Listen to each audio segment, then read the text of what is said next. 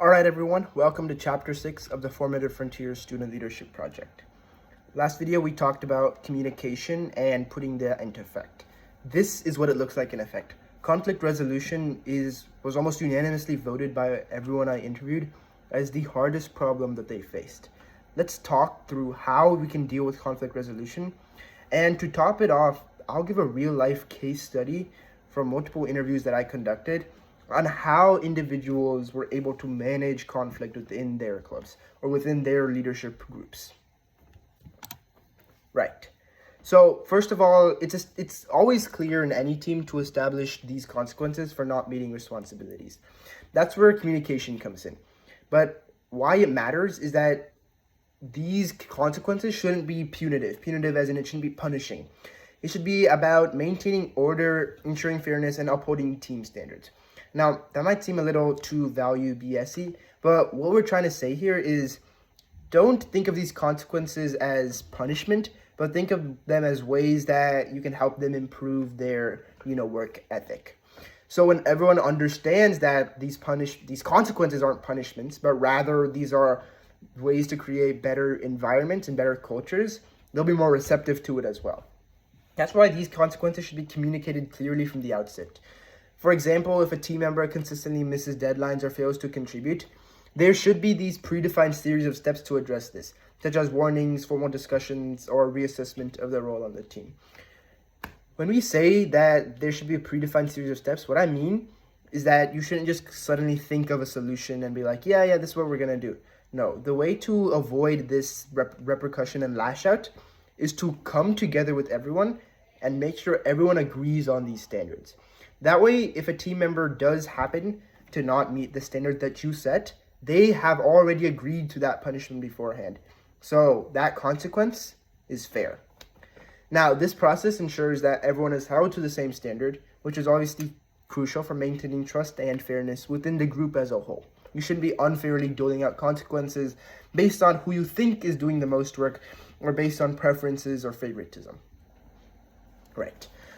Uncooperative leaders isn't an uncommon problem. One of the most challenging situations indeed is dealing with these uncooperative leaders, whether it be leaders underneath you who report to you or people who you directly report to.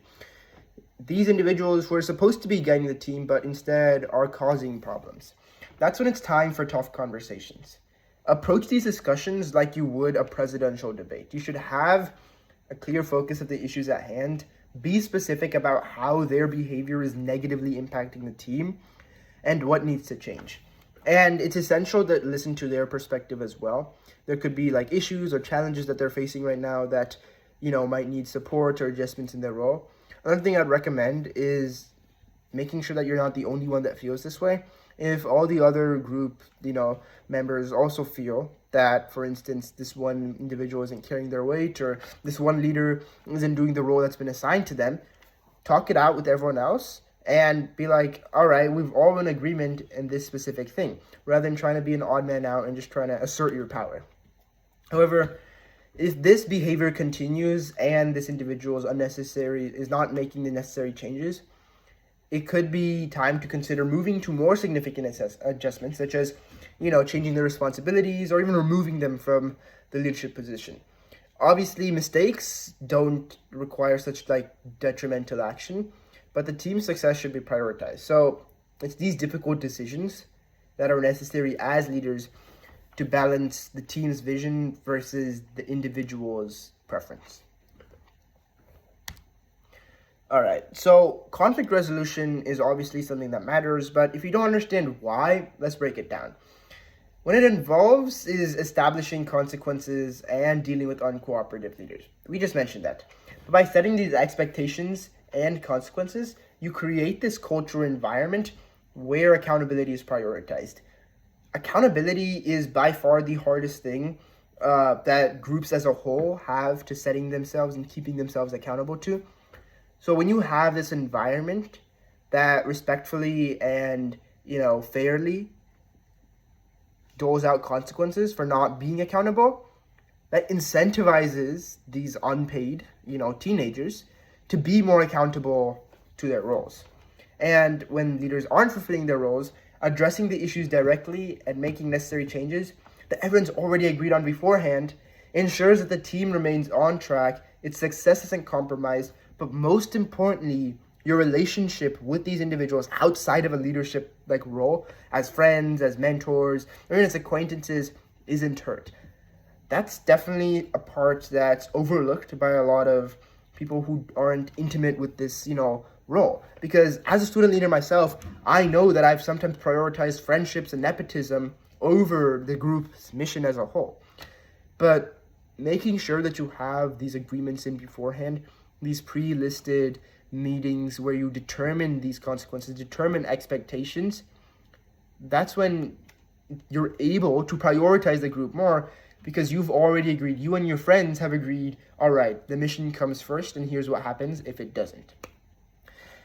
And effective conflict resolution isn't just about solving problems, it's about the cohesion of the team, just like I explained. All right, now let's get into the case study. Here, this is an IRL example from a business club, right? So I have been president of a few clubs, but I had the opportunity to interview one of our competing clubs, the business club's president. So Rohan had a challenging situation with his leadership team members, right? This is specific to a club setting, but it's definitely exportable to any type of leadership role. This situation was a perfect example about how effective communication and clear consequences can turn into a potentially detrimental scenario, and how we can turn that into a learning experience and ultimately a success for the team. So the situation, business club is a very respected club, had a lot of momentum. They had these ambitious goals to host networking events, competitions, etc., and launch a school-wide entrepreneurial challenge. This was new. They hadn't tried this before. However, midway through the semester, it became clear that one of their key officers, we'll call him Brandon, who was in charge of organizing some of these events, wasn't pulling his weight. So these deadlines were missed, meetings were skipped, and the tasks that Brandon not complete were often rushed and below the club standards. So what this was doing was that is one, impacting the morale of the entire leadership team. It decreased this expectations that, oh yeah, I have to do my work. It decreased accountability.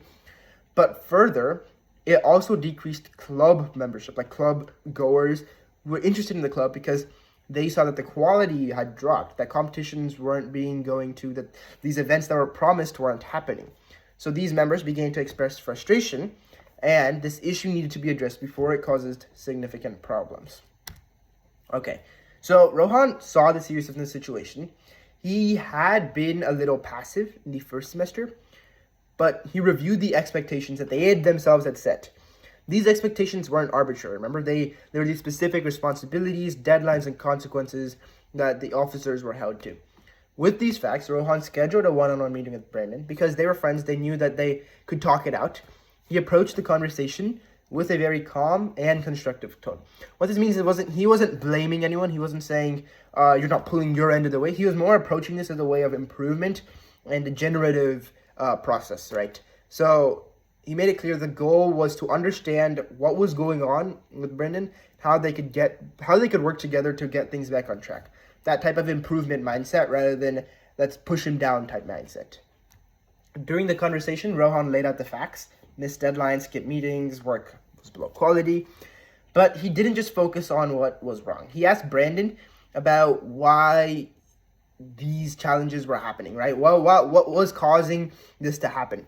So Brandon was struggling with one of the common problems that many high school leaders have, just balancing his workload, stress, a lot of time commitment. But he didn't want to lose his leadership position, right? Obviously, this is good for common applications, or college applications. So he didn't want to forego this. But more importantly, he was hesitant to ask for help because that would signify vulnerability. Okay, so after this meeting, Rohan was thinking of a plan, and he suggested this. He said, all right, let's come up with a more manageable workload with clear incremental deadlines, right? But Rohan also implemented the 3-strike system. If you remember this from a previous video, this is one of the ways that we'd incentivize behavior. I did kind of steal that from Rohan because it worked with Brandon. This is a system that I've seen work at my school and coincidentally at other schools simultaneously. So this system was not about punishment, but about maintaining accountability. And that's a message that he made clear throughout the meeting. So if Brandon missed, another deadline or missed a meeting, that would be considered strikes. And after that, they would have a more serious conversation about his role in the club. Rohan also stepped up his regular check-ins with Brandon, just to make sure he was staying on track, right? So Brandon had this support network there to keep the rest of the team informed and to make sure that he was feeling like he had that support. Obviously, there's a trade-off wherein that Brandon now had a smaller role on the team. He self-willingly selected a smaller role on the team. But he's still on that team today. He's still running the business club today. But if it weren't for Rohan's approach, that might not have been the case, right? So over the next few weeks and throughout the rest of the year, Brandon's performance definitely improved, right? He had more, because of these check-ins and lighter workload, he contributed way more effectively to the team. And the 3-strike system never had to be fully enforced. He only got to 2 strikes. But it acted and motivated Brandon to becoming this productive member of the team and actually restoring that team's prestige and respect and expectations. So the team morale improved, the membership improved, and Business Club was able to move forward with its plans and hold that competition.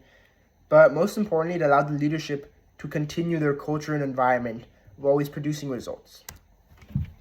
So when I was interviewing Rohan, he emphasized how important communication was. So many things could have gone wrong in that meeting, but setting clear expectations at the start and then communicating those expectations in a very improvement-oriented mindset meant that it became less uncomfortable to confront someone about their performance and more as a simple routine check-in. And by addressing this problem directly and compassionately, he was able to turn the situation around very quickly, very effectively. As a student leader on the same school, I've definitely used a lot of Rohan's, experiences to modify my own practices. We now have these conflict management expectation meetings so that we know how to set clear expectations, how to respond to expectations, how to hold each other accountable. And that's a powerful reminder that leadership isn't just about steering the ship, but it's ensuring that every crew member is rowing in the same direction. That's my quote. Anyways, thanks for tuning in. And conflict resolution is definitely one of the most important parts of any leadership management role. So practice, and get this down. Thanks.